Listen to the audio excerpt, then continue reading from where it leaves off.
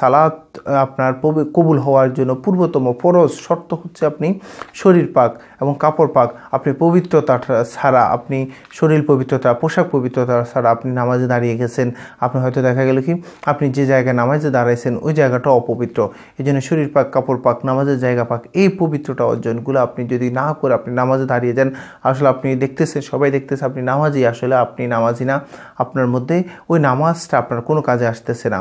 আপনাকে কালকে কিয়ামতের ময়দানে তো পরের কথা, আপনাকে নামাজ শেষ হওয়ার সাথে সাথে নামাজগুলো আপনার যে আপনি ইবাদতটা করছেন ওইটা আপনার একেবারে পচা নেকড়ার তেনা আকার আপনার মুখের মধ্যে ছুঁড়ে চলে যাবে, এই জন্য ফেরেশতারা চলে যাবে। এই জন্য আমরা আসুন, আমরা যেহেতু নামাজ পড়তেছি, নামাজের জন্য 13টা যে ফরজ, এই ফরজগুলো আমরা অবশ্যই পালন করবো। এর মধ্যে যে পবিত্রতা, শারীরিকভাবে পবিত্রতা, আপনার কাপড় পোশাকের পবিত্রতা, আপনার নামাজের স্থানটা আপনার যেন পবিত্র হয়, এদিকে আমরা অবশ্যই লক্ষ্য রাখবো।